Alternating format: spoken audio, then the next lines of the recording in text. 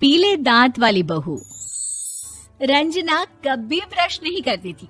उसे कितनी बार उसके माँ बाप ने डांटा, लेकिन उसका कोई असर उस पर होता ही नहीं था, जिस कारण से उसके दांत पीले पीले हो जाते हैं। शादी के बाद अरे बहू, वैसे तो तुझ में कोई कमी नहीं है, पर तेरे दांत इतने पीले कैसे हैं बेटा? कैसे मतलब? कोई सर्जरी थोड़ी ना कराइए। वो तो क्या नाम, मैं ब्रश नहीं करती थी तो पीले हो गए। अब क्या करूं? आप कहें तो लाल करवा लूं या फिर काले? यार ये क्या है, क्यों माँ से लड़ रही हो? लड़ रही हूँ? अरे मैं लड़ रही हूँ या ये बोल रही है कि दांत पीले हैं, पीले। अरे तपस्या थोड़ी ना की है इन्हें पीले करने के लिए। बकायदा ब्रश नहीं किया है 20 साल तक, तब जाकर। छी, कैसी बात कर रही हो? ये उस वक्त तो पीले नहीं थे जब हम लोग तुम्हें देखने आए थे। अरे तब साफ करवा लिया होगा डेंटिस्ट के पास जाकर। अब देखो कैसे पीले पीले लग रहे हैं। रंजना सास की तरफ गुस्से से देखती है। फिर शुरू हो गई पीले पीले पीले। अरे पीले तो तब भी थे जब मेरे हाथ का रसगुल्ला उड़ा उड़ा कर खा रही थी और बोल रही थी, लड़की नहीं गुणों का खजाना दे रहे भाई साहब आप। खैर, अब वो लोग करते भी तो क्या करते, पीले दांत वाली बहू पल्ले पड़ी थी तो झेलना तो था ही। एक दिन कीर्तन में रंजना गाना गा रही थी। अरे कमला बहन, माँ का द्वार है, यहाँ तो सब शुद्ध होकर आते हैं, फिर अपनी बहू को ब्रश भी नहीं करवाती तुम। दूर से पीले पीले दांत भक्ति में बाधा उत्पन्न कर रहे हैं। अरे कोई 2 साल की बच्ची थोड़ी ना लेकर आई हूँ मैं बहू बनाकर। अच्छी खासी लड़की है, अरे कैसे करवाऊं ब्रश? ये तो उसे खुद करना चाहिए ना। अब माँ बाप तो इसके जैसे तैसे निपटा दिए, ये नहीं सोचा कि सास कैसे संभालेगी। सास बहू को लेकर घर आ जाती है, लेकिन सोच लेती है कि अब इसे लेकर कहीं नहीं जाएगी। अगले रोज बहू कहती है, अरे क्या हो गया, मंदिर नहीं जाना क्या? कीर्तन का वक्त हो रहा है। मेरी मधुर वाणी से कान्हा जी जागते हैं और सोते हैं। आप तो जानती है ना उनकी भक्ति में कितना मन लगता है मेरा। वो क्या है ना, तबीयत ठीक नहीं लग रही है मेरी, आराम करूंगी मैं। तबीयत ठीक नहीं लग रही? अभी तो मिथुन के गाने पर नाच रही थी आप, और अब बोल रही है कि तबीयत ठीक नहीं लग रही। अरे भक्ति में मन लगा लो सासू माँ, ऊपर जाना है, क्या मुंह दिखाओगी आप? हाँ? सास को बहू की बात पर गुस्सा आ जाता है। मैं क्या मुंह दिखाऊंगी, इसकी चिंता तो ना कर, समझी? अपने मुंह की चिंता कर, जो ये पीले पीले दांत लेकर हर जगह पहुंच जाती है। पता है लोग कितना मजाक बनाते हैं। ना जी ना, मैं नहीं जाना कहीं तेरे साथ। तो ये बात है, कोई ना, मत जाओ, मैं अपने कमरे में ही बैठकर भक्ति कर लूंगी। ऊपर वाला दांत थोड़ी ना देखता है, मन देखता है, भावना देखता है। और अरे बस बस, तू सब कुछ दिखा, बस ये सफेद चमकदार दांत ना दिखाना किसी को, है? जा यहाँ से। बहू को सास की बात का कोई फर्क नहीं पड़ता, वो तो जैसी थी वैसी ही रह जाती है। सुबह नहाकर किचन में खाना बनाना, फिर खाना खाना, कीर्तन भजन करना और सो जाना।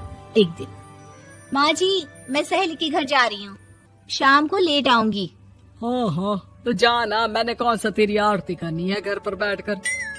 रंजना सहेली के घर जाती है, जहाँ वो पार्टी में जाने की तैयारी कर रही होती है। अरे शिखा, कहाँ जाने की तैयारी कर रही है? मैं गलत वक्त पर आ गई क्या? अरे नहीं यार, उल्टा सही वक्त पर आई है।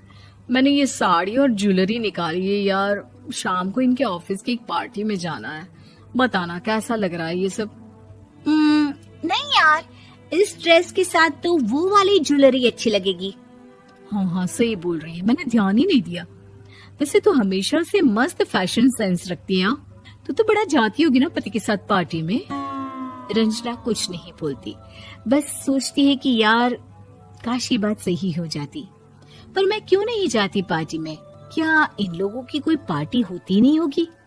रंजना घर आती है और रात में पति से सवाल करती है, एक बात बताइए, आप मुझे किसी पार्टी में क्यों नहीं ले जाते? क्या आपकी यहाँ ऑफिस में पार्टी नहीं होती?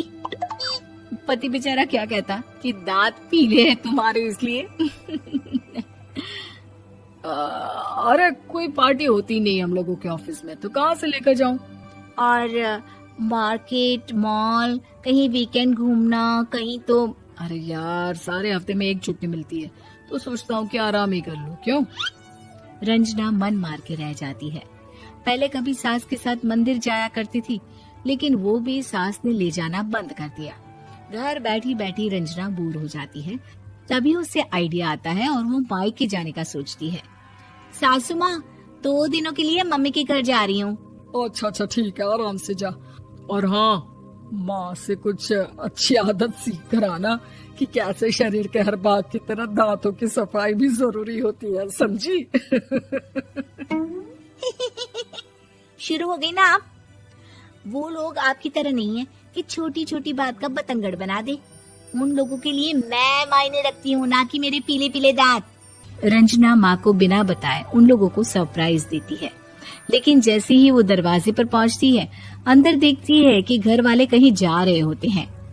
अब माँ, काश रंजना दीदी के दांतों वाली प्रॉब्लम नहीं होती, तो वो भी हम लोगों के साथ चलती ना बुआ जी की बेटी की शादी में। हाँ बेटा, लेकिन अब उसे कौन समझाए कि उसको उसके पीले दांत नहीं दिखते, लेकिन उसके आसपास के लोगों को कितना एम्बैरेसिंग फील कराते हैं। मुझे तो कितनी बार उसके स्कूल की टीचर ने शिकायत की कि उसके साथ कोई लड़की बैठना भी नहीं चाहती, और ना ही कॉलेज में कोई उससे बात करना चाहता था। लेकिन पता नहीं क्यों उसे ये बात समझ में ही नहीं आती।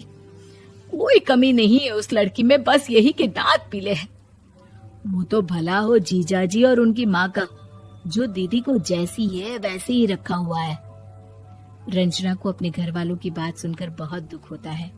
वो सोचती है कि वो क्या करे, लेकिन फिर वो सीधा डेंटिस्ट के पास जाती है, अपने दांत चमकाती है और कसम खाती है कि वो रोज ब्रश करेगी।